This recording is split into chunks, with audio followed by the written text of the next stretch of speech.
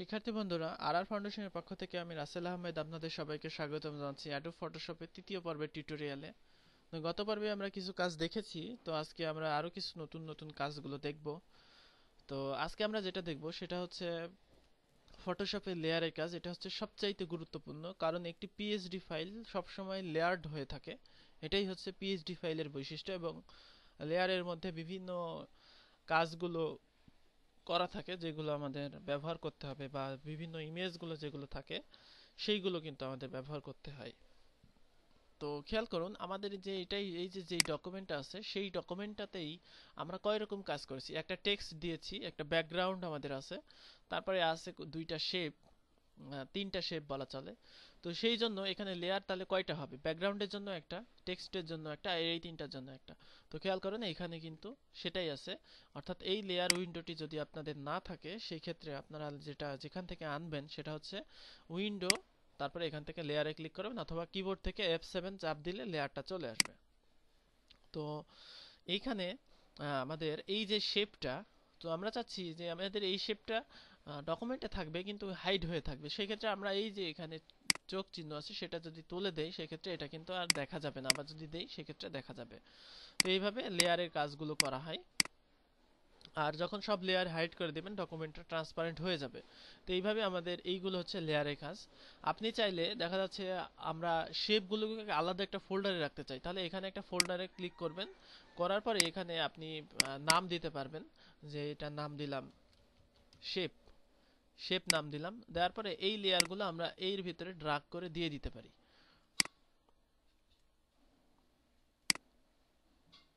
অর্থাৎ আমরা লেয়ারগুলো এখানে যেটা আছে সেই লেয়ারগুলো এখান থেকে আমরা এর ভেতরে দিয়ে দিতে পারি। লেয়ারের উপরে ক্লিক করে এখন আমাদের যেটা আছে শেপটা, অর্থাৎ শেপ যেগুলো আছে সেগুলো কিন্তু একটা ফোল্ডারে আছে। তো আমি যদি চাই যে টেক্সটগুলো একটা লেয়ারে থাকবে, সেক্ষেত্রে আমরা টেক্সটটাকে টান দিয়ে ধরে লেয়ারের মধ্যে দিয়ে দিলে টেক্সটগুলো আরেকটা লেয়ারের মধ্যে চলে যাবে। তো এইগুলোই হচ্ছে লেয়ারের কাজ। দেখবেন যে পিএসডি ফাইলে এরকম বিভিন্ন ফোল্ডার করা হয়। তো ফোল্ডার করার অর্থ হচ্ছে যে লেয়ারগুলো খুঁজে পাওয়ার জন্য। যেমন হেডারে আপনি কি কি স্টাইল ব্যবহার করেছেন সেগুলো হেডার নামে একটা ফোল্ডার থাকবে, আর তারপরে আপনার ফুটারে কি কি স্টাইল ব্যবহার করেছেন সেগুলো ফুটার নামে একটা ফোল্ডার থাকবে, এবং সেগুলোর মধ্যে আপনি ব্যবহার করতে পারবেন এগুলো। চাইলে যে কোনো একটা লেয়ার গ্রুপকে হিডেন করে দিতে পারবেন। অর্থাৎ আমি যদি টেক্সটকে হিডেন করে দিই, টেক্সটের লেয়ার গ্রুপ হিডেন হয়ে যাবে। তো এইভাবে মানে ব্যবহার করা হয় এগুলো। আশা করি বুঝতে পারছেন। তো এইগুলো লেয়ারের কাজ এভাবে করা হয়। তো আমি কোনো একটা লেয়ার যদি মুছে দিতে চান, এই লেয়ারটা চাপ দিয়ে ধরে নিয়ে সেই যে ডাস্টবিন আছে এখানে দিয়ে দিতে হবে। এই লেয়ারটা চাপ দিয়ে ধরে এই ডাস্টবিন আছে এখানে দিয়ে দিতে হবে। শুধুমাত্র আপনাদের একটা লেয়ার রাখতেই হবে, সেটা হচ্ছে ব্যাকগ্রাউন্ড লেয়ার। তো নতুন লেয়ার তৈরি করবেন কি করে? মনে করেন আপনি এই ব্যাকগ্রাউন্ডের উপরে একটা চেঞ্জ করতে চাচ্ছেন। তো চেঞ্জ করার জন্য সেক্ষেত্রে নতুন একটা লেয়ার আপনাকে তৈরি করতে হবে। নতুন লেয়ার তৈরি করার জন্য কন্ট্রোল ধরে যে চাপ দিতে হবে, চাপ দিলে নতুন একটি লেয়ার তৈরি হবে। খেয়াল করেন এখানে নতুন একটি লেয়ার তৈরি হয়েছে। তো আমি যদি এখানে যে কোনো কিছু করি, দেখা যাচ্ছে আমি এখানে পেইন্ট বাকেট টুল দিয়ে লাল করে দিলাম, তো আমাদের অরিজিনাল লেয়ারটা কিন্তু অক্ষত থেকে গেছে। যে কোনো সময় আমি এই লেয়ারটা আবার ডিলিট করে ফেলতে পারছি। এভাবে নতুন যদি চেঞ্জ করতে চান সেক্ষেত্রে নতুন লেয়ার তৈরি করতে হয়। এছাড়াও আরো বিভিন্ন ব্যাপার আছে, যেমন আমি যদি একটা শেপ নেই,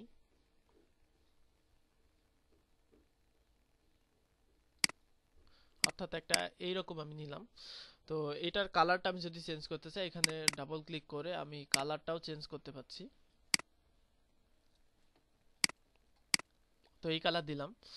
তো এখন এই লেয়ারকে স্টাইলাইজ করার জন্য যে অপশনটা ব্যবহার হয়, এটা সবচাইতে গুরুত্বপূর্ণ অপশন, সেটা হচ্ছে ব্লেন্ডিং অপশন। তো তার আগে আমরা লেয়ারের আর কিছু কাজ দেখে নিই। সেটা হচ্ছে লেয়ারটা কত প্রকারের হতে পারে সেটা, এগুলো আপনারা ব্যবহার করে দেখবেন। প্রত্যেকটা আমি ব্যবহার করিনি। তারপরে অপাসিটি, অর্থাৎ লেয়ারটার অপাসিটি, অর্থাৎ এখান থেকে কমালে আপনি বুঝতে পারবেন যে এটা হালকা হয়ে যাচ্ছে এবং ব্যাকগ্রাউন্ডটা চলে আসছে, অর্থাৎ এটা স্বচ্ছতা অপাসিটি অর্থ। তারপরে এটার ফিল কতটুকু, এইটা আপনি নির্ধারণ করে দিতে পারেন। আর এরপরে আপনি লেয়ার লক করতে পারেন, বা এই হাবিজাবি এগুলো ব্যবহার করতে পারেন।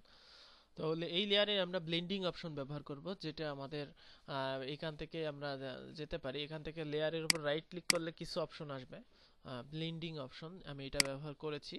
তো ব্লেন্ডিং অপশন যেটা, সেখানে আপনার এখান থেকে বিভিন্ন প্রকার ইফেক্ট দেওয়া হয়। একটা একটা লেয়ারকে যত প্রকারের ইফেক্ট আপনি দিতে চান তত প্রকারের ইফেক্ট আপনি এখান থেকে দিতে দিতে পারেন। তো তার মধ্যে রয়েছে ড্রপ শ্যাডো, অর্থাৎ আপনার শ্যাডো পড়বে লেয়ারে একটা, এই শ্যাডোটা কোথায় হবে সেটা আপনি এখান থেকে নির্ধারণ করে দিতে পারবেন। এখান থেকেও নির্ধারণ করতে পারবেন, আবার এখান থেকেও আপনি ডিস্টেন্সটা নির্ধারণ করতে পারবেন। অর্থাৎ আপনি মাউস দিয়েও নির্ধারণ করতে পারছেন শ্যাডোটাকে, আবার এখান থেকে আপনি ডিস্টেন্স, স্প্রেড, সাইজ, এইগুলো আপনি ড্রপ শ্যাডো দিয়ে করে দিতে পারছেন। কি কালারের শ্যাডো পড়বে সেটাও আপনি নির্ধারণ করতে পারবেন। দেখা যাচ্ছে এখান থেকে যে কোনো কালারের শ্যাডো নিতে পারবেন। একইভাবে আপনি ইনার শ্যাডো নিতে পারেন, ভেতরের দিকে শ্যাডো পড়বে। তারপরে আউটার শ্যাডো নিতে পারেন, এটাও আরেক প্রকারের শ্যাডো।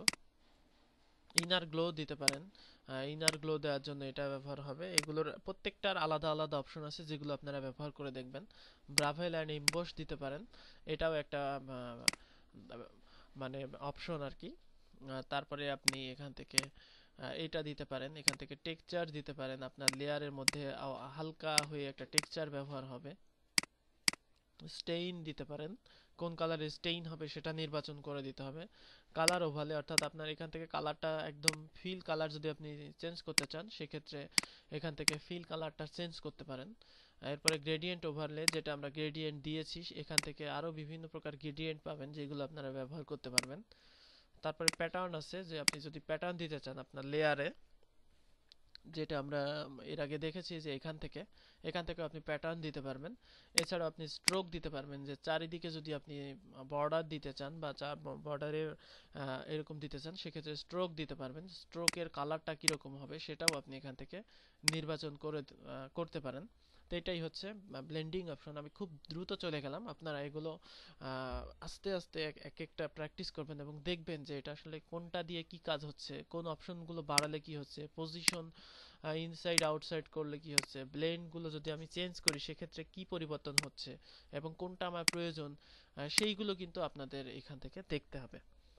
তো আশা করি বুঝতে পারছেন যে লেয়ারের কাজ কি। এটা আসলে খুবই একটা ইম্পর্টেন্ট ব্যাপার, আমাদের বিভিন্ন লেয়ার এক জায়গায় করা। তো ধন্যবাদ সবাইকে টিউটোরিয়াল দেখার জন্য। নেক্সট টিউটোরিয়ালে আরো কিছু টিপস থাকছে, আপনারা প্র্যাকটিস করবেন, প্র্যাকটিস না করে পরবর্তী টিউটোরিয়ালে যাবেন না।